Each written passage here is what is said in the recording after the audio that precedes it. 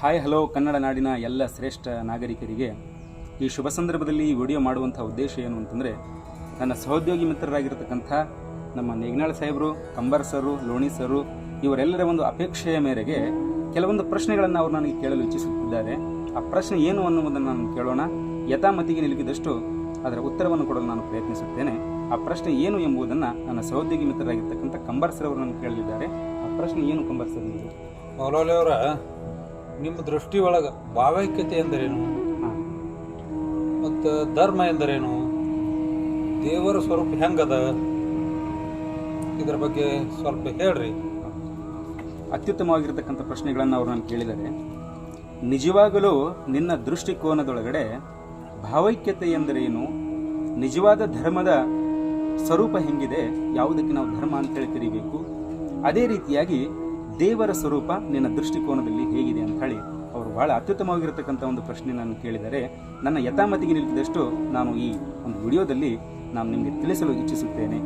ಎನ್ನ ಆತ್ಮೀಯ ಬಂಧುಗಳೇ, ಪ್ರಾರಂಭದಲ್ಲಿ ಕನ್ನಡ ನಾಡಿನ ಶ್ರೇಷ್ಠ ತತ್ವಜ್ಞಾನಿಗಳಾಗಿರ್ತಕ್ಕಂಥ, ಕನ್ನಡ ನಾಡಿನ ಕಬೀರರೇ ಎಂದು ಖ್ಯಾತಿ ಪಡೆದಿರತಕ್ಕಂಥ ಕನ್ನಡ ನಾಡಿನಲ್ಲಿ ಹಿಂದೂ ಮುಸಲ್ಮಾನ ಕ್ರೈಸ್ತ ಎಂಬ ಭೇದ ಭಾವ ಮಾಡದೆ ಭಾವೈಕ್ಯತೆಯನ್ನ ಮೂಡಿಸಿ ಇಹಲೋಕವನ್ನ ಬಿಟ್ಟು ಪರಲೋಕಕ್ಕೆ ತ್ಯಜಿಸಿರ್ತಕ್ಕಂಥ ಇಬ್ರಾಹಿಂ ಸುತಾರ್ರವರನ್ನ ಎನ್ನ ಹೃದಯ ಮಂದಿರದಲ್ಲಿ ಸ್ಮರಿಸಿಕೊಂಡು ವೀಕ್ಷಣೆ ಮಾಡುವಂಥ ಎಲ್ಲ ಕನ್ನಡ ನಾಡಿನ ನಾಗರಿಕರಿಗೆ ಇವತ್ತು ನಾನು ಭಾವೈಕ್ಯತೆ ಅಂದರೆ ಏನು ಎಂಬುದನ್ನು ತಿಳಿಸಲು ಇಚ್ಛಿಸುತ್ತೇನೆ.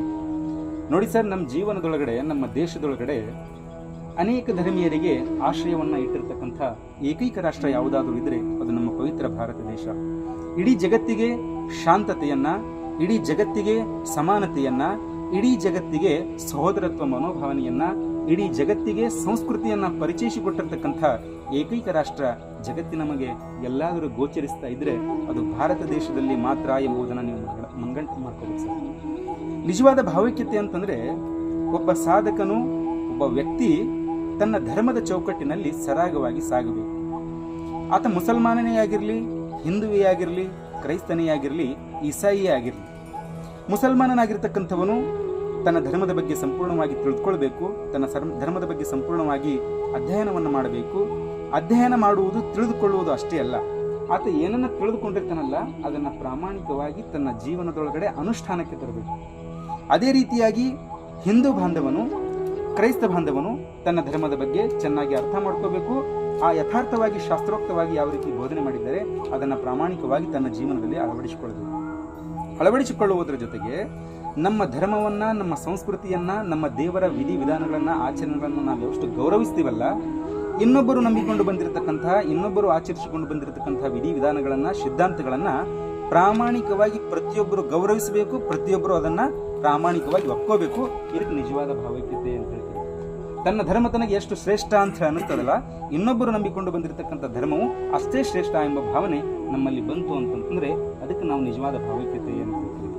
ಇಂಥ ವಿಶಾಲವಾದ ಭಾರತ ದೇಶದ ಒಳಗಡೆ ಪ್ರತಿಯೊಬ್ಬ ನಾಗರಿಕನು ತನ್ನ ಮನೆಯ 4 ಗೋಡೆಗಳ ಮಧ್ಯೆ ಇದ್ದಾಗ ಆತ ಮುಸಲ್ಮಾನ, ಹಿಂದೂ, ಕ್ರೈಸ್ತ, ಈಸಾಯಿ, ಜೊರಾಸ್ಟ್ರಿಯನ್, ಪಾರ್ಸಿ ಎಂಬ ಭಾವನೆಗಳು ಇರಬೇಕು. ಮನೆಯ 4 ಗೋಡೆಗಳನ್ನು ಬಿಟ್ಟು ಆತ ಸಮಾಜಮುಖಿಯಾಗಿ ಬದುಕಲು ಬಂದಾಗ ನಾವೆಲ್ಲರೂ ಭಾರತಾಂಬೆಯ ಮಕ್ಕಳು, ನಾವೆಲ್ಲರೂ ಭಾರತಾಂಬೆಯ ಪುತ್ರರು ಎಂಬ ಮನೋಭಾವನೆ ಆ ವ್ಯಕ್ತಿ ಹತ್ರ ಬರಬೇಕು. ಇದಕ್ಕೆ ನಿಜವಾದ ಭಾವೈಕ್ಯತೆ ಅಂತ ಹೇಳಿ ಕರಿತೀವಿ. ಅದೇ ರೀತಿಯಾಗಿ ಶ್ಲೋಕದಲ್ಲಿ ಒಂದು ಮಾತು ಬರುತ್ತೆ ಸಂಸ್ಕೃತದಲ್ಲಿ, ಜನನಿ ಜನ್ಮ ಭೂಮಿಶ್ಚ ಸ್ವರ್ಗಾದಪಿಯೇ ಗರಿಯಸಿ. ಅಂದ್ರೆ ಹೆತ್ತ ತಾಯಿ, ಹೊತ್ತ ನಾಡು, ವಿದ್ಯೆ ಕಲಿಸಿದ ಗುರು, ಇವು ಮೂವರು ಆ ಸಾಕ್ಷಾತ್ ಪರಮಾತ್ಮ ಸೃಷ್ಟಿ ಮಾಡಿದ ಸ್ವರ್ಗಕ್ಕಿಂತಲೂ ಮಿಗಿಲು ಅನ್ನುವಂಥ ಮಾತನ್ನ ನಾವು ಮನಸ್ಸಿನಲ್ಲಿ ಇಟ್ಕೊಳ್ಬೇಕು.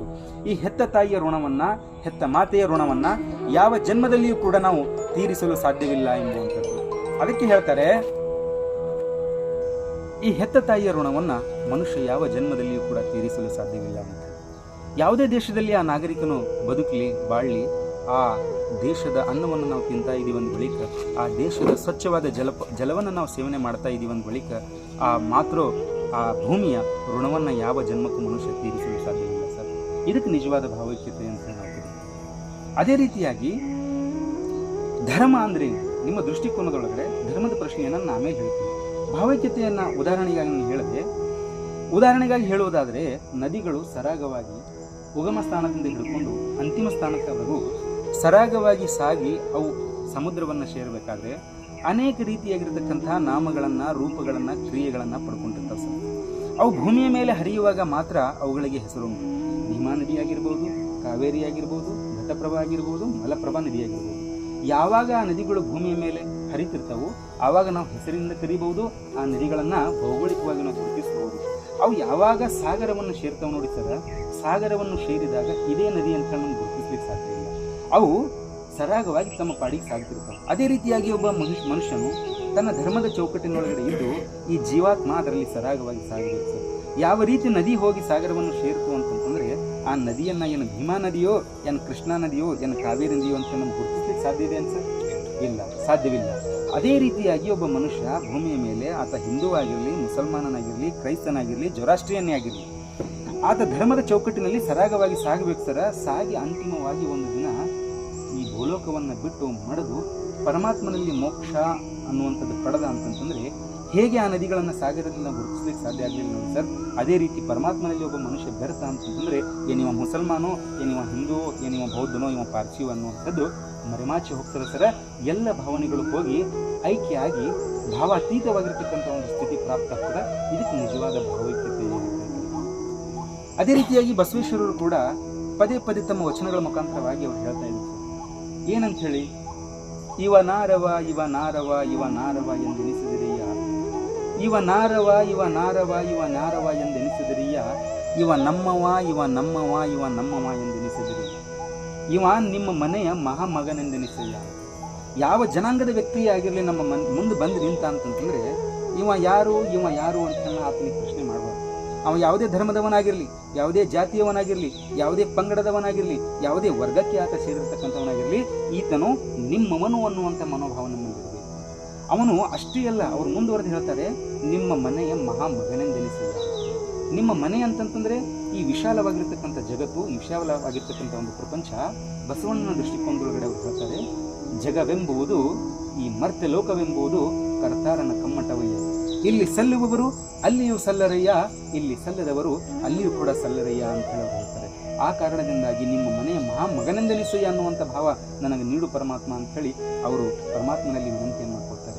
ಇಂತಹ ಒಂದು ಮನೋಭಾವ ನಮ್ಮಲ್ಲಿ ಬಂತು ಅಂತಂದ್ರೆ ನಿಜವಾಗಲೂ ಭಾರತ ದೇಶದೊಳಗಡೆ ನಾವು ಭಾವೈಕ್ಯತೆಯನ್ನು ಮೂಡಿಸ್ಲಿಕ್ಕೆ ಸಾಧ್ಯ ಇದೆ ಅಂತ ಹೇಳಿ ಈ ಸಂದರ್ಭದಲ್ಲಿ ನಾನು ಹೇಳಕ್ಕೆ ಇಷ್ಟಪಡ್ತೀನಿ ಸರ್. ಅದೇ ರೀತಿಯಾಗಿ ಈಗ ಧರ್ಮ ಅಂತಂದ್ರೆ ಸರ್, ನನ್ನ ದೃಷ್ಟಿಕೋನದೊಳಗಡೆ ನಾವೆಲ್ಲ ಅನ್ಕೊಂಡಿರ್ತೀವಿ ವೇಷಭೂಷಣ ಪ್ರಧಾನವಾಗಿರ್ತಕ್ಕಂಥದ್ದು ಧರ್ಮ ಅಲ್ಲ ಸರ್. ತಲೆಯ ಮೇಲೆ ಟೋಪಿಯನ್ನು ಇಟ್ಕೊಂಡು ಗಡ್ಡವನ್ನು ಬಿಟ್ಕೊಂಡು ಶ್ವೇತ ವಸ್ತ್ರಗಳನ್ನು ಧರಿಸುವುದರಿಂದ ಆತ ಮುಸಲ್ಮಾನ ಅಂತ ಹೇಳಿ ನಾವು ಗುರುತಿಸ್ತೀವಿ. ಅದೇ ರೀತಿಯಾಗಿ ಕಾವಿಯನ್ನು ತೊಟ್ಟು ಮಾಲೆಗಳನ್ನು ಕೊರಳಲ್ಲಿ ಹಾಕೊಂಡು ಒಂದು ಕಪಾಲ ವಸ್ತುವನ್ನು ತನ್ನ ಕೈಯಲ್ಲಿ ಹಿಡ್ಕೊಂಡ್ರೆ ಆತನಿಗೆ ಹಿಂದೂ ಧರ್ಮಗುರು ಅಂತ ಹೇಳಿ ನಾವು ಭಾವಿಸ್ತೀವಿ. ಜೈನ ಧರ್ಮದ ಪ್ರಕಾರವಾಗಿ ಕೊರಳೊಳಗೆ ತ್ರಿಶೂಲಾಕೃತಿ ಅಂದ್ರೆ ತ್ರಿಕೋನಾಕೃತಿಯೊಳಗಡೆ ಒಂದು ಗುರುತನ್ನು ಅವ್ರು ಹಾಕ್ತಾರೆ ಸರ್. ಅದರ ಆಧಾರದ ಮೇಲೆ ನಾವು ಈತ ಕ್ರೈಸ್ತ ಧರ್ಮಕ್ಕೆ ಸೇರಿರತಕ್ಕಂಥವನು ಅಂತ ನಾವು ಭಾವಿಸ್ತೀವಿ ಸರ್. ನಿಜವಾಗಲೂ ಎಲ್ಲವೂ ಕೂಡ ಧರ್ಮ ಅಂತ ಹೇಳಿ ಅನ್ಸ್ಕೊಳ್ಳಿಕ್ಕೆ ಸಾಧ್ಯ ಇಲ್ಲ ಸರ್. ವೇಷಭೂಷಣ ಪ್ರಧಾನವಾಗಿರ್ತಕ್ಕಂಥದ್ದು ಧರ್ಮ ಅಲ್ಲ ಸರ್. ನಿಜವಾದ ಧರ್ಮ ಅಂತಂತಂದ್ರೆ ಸಂಸ್ಕೃತದಲ್ಲಿ ಒಂದು ಶ್ಲೋಕ ಬರುತ್ತೆ ಸರ್, ಅದಕ್ಕಂತೀವಿ ಯಥೋಭ್ಯುದಯಂ ನಿಶ್ರೇಯಸ ಸಿದ್ಧಿ ಸ ಧರ್ಮ ಅಂತ. ಯಥೋಭ್ಯುದಯ ಅಂತಂತಂದ್ರೆ ಬಿದ್ದಿರುವಂತಹ ವ್ಯಕ್ತಿಗೆ ಯಾವುದು ಎಬಿಸಿ ನಿಂದಿರಿಸಿ ಪರಮಾತ್ಮನಲ್ಲಿ ಮೋಕ್ಷ ಹೊಂದಲು ಅನುಕೂಲ ಮಾಡಿಕೊಡ್ತದೆ ನೋಡಿ, ಅದಕ್ಕೆ ನಿಜವಾದ ಧರ್ಮ. ಹಾಗಾದ್ರೆ ಬಿದ್ದಿರುವಂತಹ ವ್ಯಕ್ತಿ ಅಂತಂತಂದ್ರೆ ಸಮಾಜದೊಳಗಡೆ ಆತ ಶೋಷಣೆಗೆ ಬಲಿಯಾಗಿದ್ದ ಅಂತಂತಂದ್ರೆ ಆತನಿಗೆ ನೀ ಯಾರೂ ಅಲ್ಲಪ್ಪ, ನೀನು ನನ್ನ ಪ್ರತ್ಯೇಗಾತ್ಮ ಸ್ವರೂಪ ಅಂತ ತಿಳ್ಕೊಂಡು ಅಪ್ಪಿಕೊಂಡು ಒಪ್ಪಿಕೊಂಡು ಆತನಿಗೆ ಸಮಾಜಮುಖಿಯಾಗಿ ಬದುಕಲಿಕ್ಕೆ ಅವಕಾಶ ಮಾಡಿಕೊಡ್ತಾರೆ. ಯಾವನು ದುಶ್ಚಟಗಳಿಗೆ ವ್ಯಸನಿಯಾಗಿ ಆತ ಬಿದ್ದಿದ್ದ ಅಂತಂತಂದ್ರೆ ಆತನಿಗೆ ಧರ್ಮದ ನೀತಿ ಪಾಠವನ್ನು ಹೇಳುವುದರ ಮುಖಾಂತರವಾಗಿ ಆತನಿಗೆ ಎಬಿಸಿ ನಿಂದಿರಿಸಿ ಧರ್ಮದ ಒಂದು ಮಾರ್ಗದ ಮೇಲೆ ನಡೆಸುವಂಥದ್ದು ಯಾವುದು ಅವಕಾಶ ಮಾಡಿಕೊಡ್ತದೆ ನೋಡಿ ಸರ್, ಅದಕ್ಕೆ ನಿಜವಾದ ಧರ್ಮ ಅಂತ ತಿಳ್ಕೊಬೇಕು. ಅದೇ ರೀತಿಯಾಗಿ ಆರ್ಥಿಕವಾಗಿ ಆತ ಕುಗ್ಗಿದ್ದ, ಆರ್ಥಿಕವಾಗಿ ಆತ ನಷ್ಟಕ್ಕೊಳಗಾಗಿದ್ದ ಅಂತಂತಂದ್ರೆ ಆತನಿಗೆ ಕಾಯಕ ಯೋಗ, ಕರ್ಮಯೋಗವನ್ನು ಹೇಳಿಕೊಡುವುದರ ಮುಖಾಂತರವಾಗಿ ಎಬಿಸಿ ನಿಂದಿರಿಸುವುದು, ಇದಕ್ಕೆ ಧರ್ಮ ಅಂತ ಹೇಳ್ತೀರಿ. ಆಮೇಲೆ ಯಥೋಭ್ಯುದಯಂ ನಿಶ್ರೇಯಸ. ನಿಶ್ರೇಯಸ ಅಂತಂತಂದ್ರೆ ಪರಮಾತ್ಮನಲ್ಲಿ ಯಾವ ರೀತಿ ಮನುಷ್ಯ ಮೋಕ್ಷವನ್ನು ಪಡಿಬೇಕು ಅನ್ನೋದು. ಅದಕ್ಕೆ ಯಾವ ಬಿದ್ದಿರುವಂತಹ ವ್ಯಕ್ತಿಗೆ ಎಬಿಸಿ ನಿಂದಿರಿಸಿ ಮೋಕ್ಷವನ್ನು ಹೊಂದಲು ಯಾವುದು ಅವಕಾಶ ಮಾಡಿಕೊಡ್ತದೆ ನೋಡಿ, ಅದಕ್ಕೆ ನಿಜವಾದ ಧರ್ಮ ಅಂತ ಹೇಳ್ತಿರ್ತೀವಿ ಸರ್. ಇದಕ್ಕೆ ನಿಜವಾದ ಧರ್ಮ ಅಂತ ಹೇಳ್ತೀವಿ.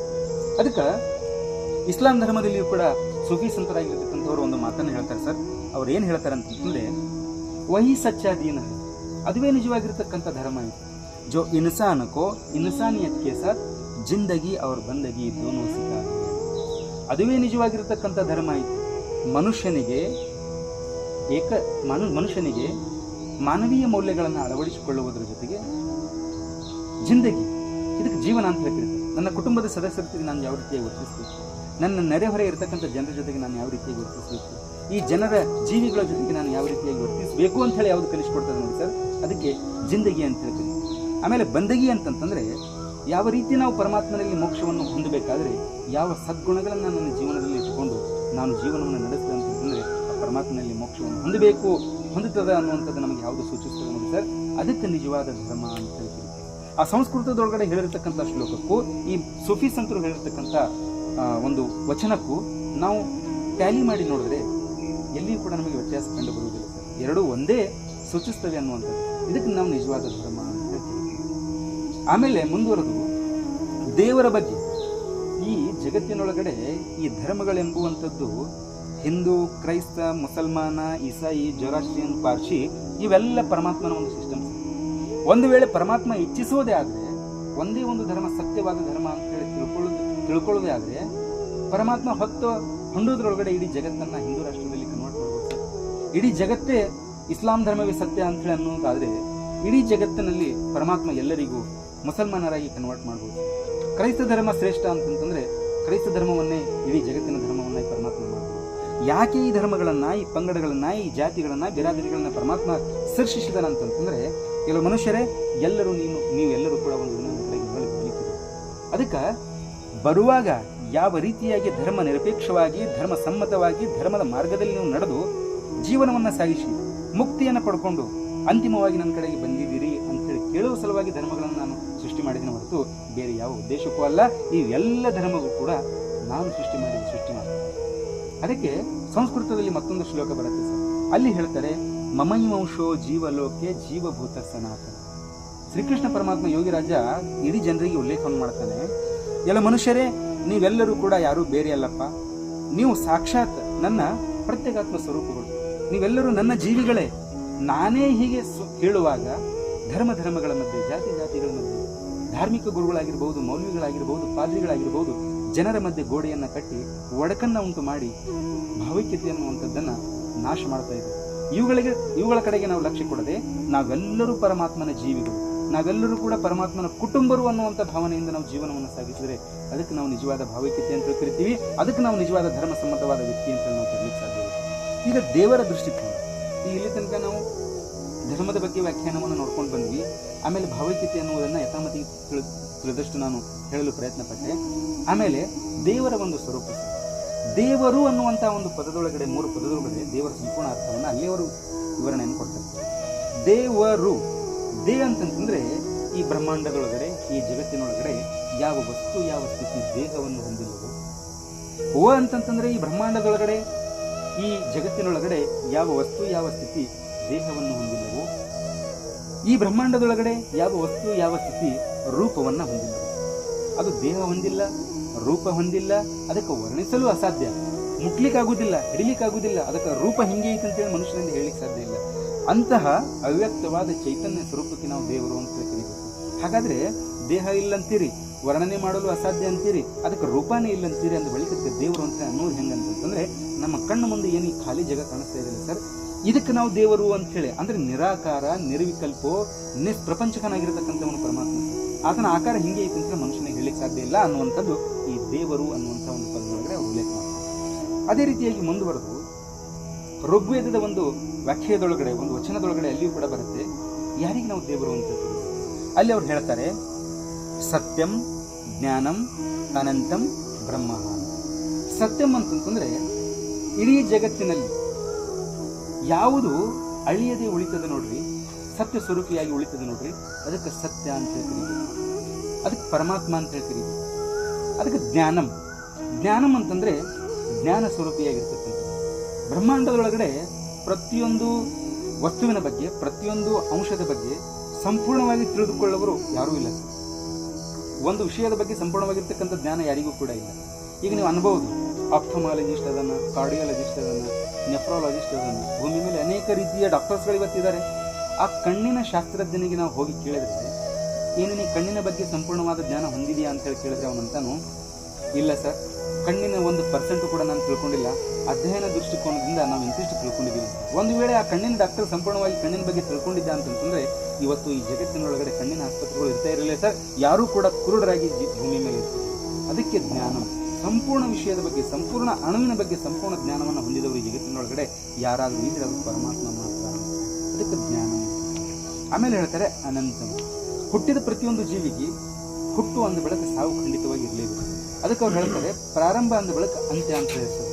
ಪ್ರಕೃತಿಯಿಂದ ಉದ್ಭವವಾಗಿರತಕ್ಕಂಥ ವಸ್ತು ಒಂದಲ್ಲ ಒಂದು ದಿವಸ ಪ್ರಕೃತಿ ಒಳಗಡೆ ಲೀನವಾಗಿ ಬಿಡುತ್ತೆ ಖಂಡಿತವಾಗಿಯೂ. ಆದರೆ ಪರಮಾತ್ಮನಿಗೆ ಹುಟ್ಟು ಇಲ್ಲ, ಸಾವು ಇಲ್ಲ, ಆತನಿಗೆ ಅಂತ್ಯ ಅನ್ನುವುದೇ ಇಲ್ಲ. ಆತ ಅನಂತವಾಗಿರ್ತಕ್ಕಂಥವನು. ಅಂತ ಸತ್ಯವಾದ ಅವ್ಯಕ್ತ ಚೈತನ್ಯ ಸ್ವರೂಪಕ್ಕೆ ನಾವು ಪರಮಾತ್ಮ ಅಂತ ಹೇಳಬೇಕು ಅನ್ನೋದನ್ನ ವೇದಗಳು ನಮಗೆ ಪಾಠ ಮಾಡ್ತೀವಿ. ಅದೇ ರೀತಿಯಾಗಿ ಮುಂದುವರೆದು ಕೈವಲ್ಯ ಪದ್ಧತಿಯೊಳಗಡೆ ಸಿದ್ಧಾಂತ ಶಿಖಾಮಣಿ ಒಳಗಡೆ ನಿಜಗುಣಾನಂದ ಶಿವಯೋಗಿಗಳನ್ನು ಮಾತನ್ನು ಹೇಳ್ತಾರೆ ಸರ್. ಅವ್ರು ಏನು ಹೇಳ್ತಾರೆ ಅಂತಂದ್ರೆ ಏಕಏವ ಶಿವ ಸಚ್ಚಿದಾನಂದಮಯ ವಿಭು ನಿರ್ವಿಕಲ್ಪೋ ನಿರಾಕಾರೋ ನಿರ್ಗುಣೋ ನಿಷ್ಪ್ರಪಂಚಕ ಹಾಕಾಗಲ್ಲ.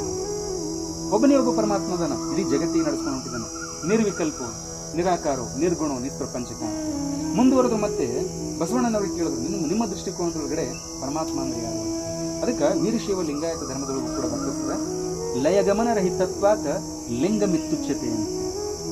ಯಾವುದಕ್ಕೆ ಜಗತ್ತಿನ ಉತ್ಪತ್ತಿ ಮತ್ತು ಲಯ ಅದರೊಳಗಡೆ ಸ್ಥಿತವಾಗಿದೆಯೋ, ಯಾವುದಕ್ಕೆ ನಾಮರೂಪಗಳಿಲ್ಲವೋ, ಯಾವುದಕ್ಕೆ ಕುಲಗೋತ್ರಗಳ ಸೀಮೆ ಇಲ್ಲವೋ, ಈ ಜಗತ್ತಿನ ಉತ್ಪತ್ತಿ ಮತ್ತು ಲಯ ಯಾವುದರಲ್ಲಿ ಸ್ಥಿತವಾಗಿದೆಯೋ ಅಂತಹ ಅವ್ಯಕ್ತವಾದ ಚೈತನ್ಯ ಸ್ವರೂಪಕ್ಕೆ ನಾವು ದೇವರು ಅಂತ ಕರೀಬೇಕು ಅವರು ಬಸವೇಶ್ವರರು.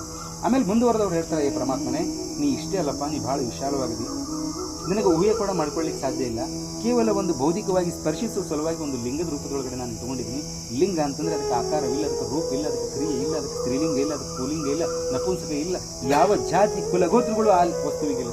ಅಂತಹ ಸತ್ಯವಾದ ವಸ್ತುವಿಗೆ ಲಿಂಗ ಅಂತ ಕರೆದ್ರು. ಅವರು ಇಷ್ಟಲಿಂಗ ಇಟ್ಕೊಂಡು ಪೂಜೆ ಮಾಡ್ಕೊಂಡು ಹೇಳ್ತಾರೆ ಸರ್ ಪರಮಾತ್ಮನೇ ಎಷ್ಟು ವಿಶಾಲವಾಗಿದೆ ಅನ್ನೋದು. ಜಗದಗಲ ಮುಗಿಲಗಲ ಮಿಗೆಯಗಲ ಪಾತಾಳದಿಂದ ತತ್ತ ನಿಮ್ಮ ಶ್ರೀ ಚರಳಗಳು, ಬ್ರಹ್ಮಾಂಡದಿಂದ ತತ್ತ ನಿಮ್ಮ ಶ್ರೀ ಮುಕುಟವಯ್ಯ, ಅಗಮ್ಯ ಅಗೋಚರ ಅಪ್ರತಿಮ ಲಿಂಗವೇ ಎನ್ನ ಕರಸ್ಥಲಕ್ಕೆ ಬಂದು ಚುಳುಕಾದಿರಯ್ಯ, ಎನ್ನ ಕ್ಷಮಿಸಯ್ಯ ಅಂತ ಹೇಳಿ ಕ್ಷಮಾಪಣೆಯನ್ನ ಬಸವೇಶ್ವರ ಹೇಳ್ತಾರೆ. ಪರಮಾತ್ಮನೇ ನೀ ಎಷ್ಟು ವಿಶಾಲದಿ ಅಂತಂದ್ರೆ ಈ ಜಗತ್ತಿನ ಮೇಲೆ, ಈ ಭೂಮಂಡಲ ಮೇಲೆ ಬಂದು ನಾನು ನಿಂತ್ಕೊಂಡೆ ಅಂತಂದ್ರೆ ಈ ಜಗತ್ತು ಎಷ್ಟು ವಿಶಾಲವಾಗಿದೆ ಅಷ್ಟು ವಿಶಾಲವಾಗಿ ನೀ ಅದೆಯಪ್ಪ. ಮುಗಿಲಾಗಲ್ಲ, ಈ ಮುಗಿಲು ಕೊಳ್ಳುವ ಆಕಾಶ ಎಷ್ಟು ವಿಶಾಲವಾಗಿ ಕಾಣಿಸ್ತದಲ್ಲ, ಇದಕ್ಕಿಂತಲೂ ನೀ ವಿಶಾಲವಾಗಿದೆ ಪರಮಾತ್ಮ ಅಂತ. ಮಿಗೆಯಗಲ ಮನುಷ್ಯನ ಒಂದು ಬುದ್ಧಿ ಮತ್ತಕ್ಕೆ ಆತ ನಿಲುಕುವನಲ್ಲ, ಇದಕ್ಕಿಂತಲೂ ನೀವು ವಿಶಾಲವಾಗಿ. ಈ ಬ್ರಹ್ಮಾಂಡದ ಕೆಳಗೆ ನಿನ್ನ ಪಾದಗಳದವು, ಈ ಬ್ರಹ್ಮಾಂಡದ ಆಚೆಗೆ ನಿನ್ನ ಮುಖ ಇರಬಹುದು ಅಂತ ನಾನು ಊಹಿಸ್ಕೊಳ್ತೀನಿ. ಎನ್ನ ಕರಸ್ಥಲಕ್ಕೆ ಬಂದು ಚುಳುಕಾದಿರಯ್ಯ, ಎನ್ನ ಕ್ಷಮಿಸಯ್ಯ ಅಂತ ಹೇಳಿ ಆ ಪರಮಾತ್ಮನಲ್ಲಿ ಬಸವೇಶ್ವರರು ಕ್ಷಮೆಯನ್ನು ಕೇಳ್ತಾರೆ. ಇದಕ್ಕೆ ನಿಜವಾದ ದೇವರು ಅಂತ ಹೇಳ್ತಿರ್ಬೇಕು. ಆಮೇಲೆ ಇಸ್ಲಾಂ ಧರ್ಮದಲ್ಲಿಯೂ ಕೂಡ ಹೇಳ್ತಾರೆ ಸರ್, ಲಾ ಇಲಾಹ ಇಲ್ಲಲ್ಲ ಮುಹಮ್ಮದುರ್ ರಸೂಲುಲ್ಲಾಹ ಸಲ್ಲಲ್ಲಾಹು ಅಲೈಹಿ ವಸಲ್ಲಂ. ಅಲ್ಲಾಹನ ಹೊರತು, ಆ ಪರಮಾತ್ಮನ ಹೊರತು, ಆ ಈಶ್ವರನ ಹೊರತು ಪ್ರಾರ್ಥನೆಗೆ ಯಾರು ಸರಿ ಸಮಾನವಾಗಿರ್ತಕ್ಕಂಥವರು. ಇಡೀ ಜಗತ್ತು ಆತನ ಸೇವೆಯೊಳಗಡೆ, ಆತನ ಒಂದು ಪೂಜೆಯೊಳಗಡೆ ತಲ್ಲೀನವಾಗಬೇಕು. ಅವನ ಹೊರತು ಆರಾಧನೆ ಯಾರು ಸರಿ ಸಮಾನರಲ್ಲ. ಮೊಹಮ್ಮದ್ ಪೈಗಂಬರ್ ಅವರು 1.5 ಲಕ್ಷ ಪ್ರವಾದಿಗಳು ಭೂಮಿಯ ಮೇಲೆ ಬಂದು ದುರಾಡಳಿತದ ಒಂದು ವ್ಯವಸ್ಥೆ ಉಂಟಾದಾಗ ಅದನ್ನು ಅಳಿಸಿ ಹಾಕಿ ಸುವ್ಯವಸ್ಥೆಯ ಒಂದು ಆಡಳಿತವನ್ನು ನಿರ್ಮಾಣ ಮಾಡುವುದಕ್ಕಾಗಿ ಅವರು ಪರಿಶ್ರಮ ಪಟ್ಟಿರ್ತಾರೆ. ಅಂತಹ ಅಂತಿಮವಾಗಿ ಬಂದಿರತಕ್ಕಂಥ ಪ್ರವಾದಿಗಳು ಮೊಹಮ್ಮದ್ ಪೈಗಂಬರ್ಗಳು ಅಂತ ಬರ್ತಾರೆ. ಅದಕ್ಕೆ ಪರಮಾತ್ಮ ಅಂತಂದ್ರೆ ಯಾರು ಅಂತಂದ್ರೆ ಈ ಕೋಟಿ ಕೋಟಿ ನಕ್ಷತ್ರಗಳನ್ನ, ಕೋಟಿ ಕೋಟಿ ತಾರಾಮಂಡಲವನ್ನ, ಈ 84 ಜೀವರಾಶಿಗಳನ್ನ ಯಾರು ಸಾಕಿ ಸಲ್ಲುತ್ತಾ ಇದ್ದಾರೆ ಸರ್, ಅಂತಹ ಅವ್ಯಕ್ತವಾದ ಚೈತನ್ಯ ಸ್ವರೂಪಕ್ಕೆ ನಾವು ಪರಮಾತ್ಮ ಅಂತ ಹೇಳಿ ಕರಿಬೇಕು. ಇಂತಹ ಒಂದು ಮನೋಭಾವ ನಮ್ಮಲ್ಲಿ ಬಂತು ಅಂತಂದ್ರೆ ಇದಕ್ಕೆ ನಾವು ಭಾವೈಕ್ಯತೆ ಅಂತ ಕರಿಬಹುದು, ಧರ್ಮ ಅಂತ ಕರಿಬಹುದು. ದೇವರ ಒಂದು ದೃಷ್ಟಿಕೋನ ನಮಗೆ ಖಂಡಿತವಾಗಿ ಪರಿಚಯ ಆಗುತ್ತೆ. ಅದೇ ರೀತಿಯಾಗಿ ಮುಸಲ್ಮಾನನಾಗಿರ್ತಕ್ಕಂಥವನು ಕೇವಲ ಕುರಾನಿಗೆ ಮಾತ್ರ ಸೀಮಿತ ಆಗಿರಬಾರದು. ಕುರಾನ್ ಅಧ್ಯಯನ ಮಾಡುವುದರ ಜೊತೆಗೆ ಆತ ವೇದಗಳನ್ನ, ಉಪನಿಷತ್ತನ್ನ, ಕೈವಲ್ಯ ಪದ್ಧತಿಯನ್ನ, ಸಿದ್ಧಾಂತ ಶಿಖಾಮಣಿಯನ್ನ, ವಚನ ಸಾಹಿತ್ಯವನ್ನ ಇವುಗಳನ್ನ ಕೂಡ ಅಧ್ಯಯನ ಮಾಡಬೇಕು. ಹಿಂದುವಾಗಿರ್ತಕ್ಕಂಥವನು ಕೇವಲ ರಾಮಾಯಣ ಮಹಾಭಾರತ ಆಗಿರ್ಬೋದು, ಕೈವಲ್ಯ ಪದ್ಧತಿ ಆಗಿರ್ಬೋದು, ವಚನ ಸಾಹಿತ್ಯ ಆಗಿರ್ಬೋದು ಇವುಗಳಿಗೆ ಸೀಮಿತ ಆಗದೆ ಆತ ಕುರಾನನ್ನು ಕೂಡ ಅಧ್ಯಯನ ಮಾಡಬೇಕು, ವಚನ ಸಾಹಿತ್ಯವನ್ನ, ಹಿಂದೂ ಧರ್ಮಶಾಸ್ತ್ರ ಗ್ರಂಥಗಳನ್ನ ಕೂಡ ಅಧ್ಯಯನ ಮಾಡಬೇಕು.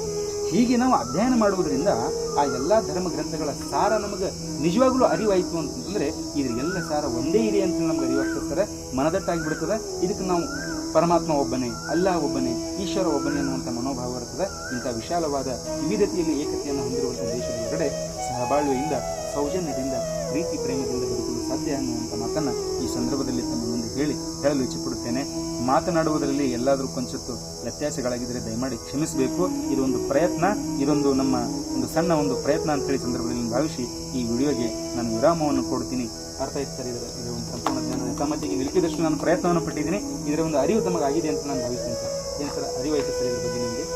ಧರ್ಮದ ಬಗ್ಗೆ ಆಗಿರ್ಬೋದು, ಭಾವೈಕ್ಯತೆ ಬಗ್ಗೆ ಆಗಿರ್ಬೋದು, ದೇವರ ಒಂದು ದೃಷ್ಟಿಕೋನದ ಬಗ್ಗೆ ಈ ಒಂದು ಚುಟುಕು ಒಂದು ವಿಡಿಯೋವನ್ನು ನಾವು ಮಾಡಿದ್ದೀವಿ. ದಯಮಾಡಿ ನೀವು ಆಲಿಸಿ ಒಂದು ಸತ್ಯ ಸಂದೇಶವನ್ನು ಇನ್ನೊಬ್ಬರ ಹತ್ರನೂ ಕೂಡ ಶೇರ್ ಮಾಡಿ. ಒಂದು ಸತ್ಯ ಸಂದೇಶವನ್ನು ಶೇರ್ ಮಾಡಿ ಅದು ಯಾರ ಮೇಲೆ ಪ್ರಭಾವ ಬೀರ್ತದೆ ಗೊತ್ತಿಲ್ಲ, ಅದರಿಂದ ಆ ವ್ಯಕ್ತಿ ದುಷ್ಟ ಮಾರ್ಗವನ್ನು ಬಿಟ್ಟು ಸತ್ಯ ಮಾರ್ಗದ ಮೇಲೆ ಬಂದ ಅಂತಂದ್ರೆ ಅದರ ಸಂಪೂರ್ಣ ಒಂದು ಕ್ರೆಡಿಟ್, ಅದರ ಸಂಪೂರ್ಣ ಒಂದು ಪುಣ್ಯ ನಿಮಗೆ ತಟ್ಟುತ್ತದೆ ಅಂತೇಳಿ ಹೇಳಲಿಕ್ಕೆ ನಾನು ಇಷ್ಟಪಟ್ಟು ವೀಕ್ಷಣೆ ಮಾಡಿದ ಎಲ್ಲ ಕನ್ನಡ ನಾಡಿನ ಜನತೆಗೆ ನಾನು ನಮಸ್ಕಾರವನ್ನು ಮಾಡಿ ಈ ಒಂದು ವಿಡಿಯೋವನ್ನು ಇಲ್ಲಿ ಮುಕ್ತಾಯ ಮಾಡ್ತಾ ಇದ್ದೀನಿ. ಎಲ್ಲರಿಗೂ ನಮಸ್ಕಾರ.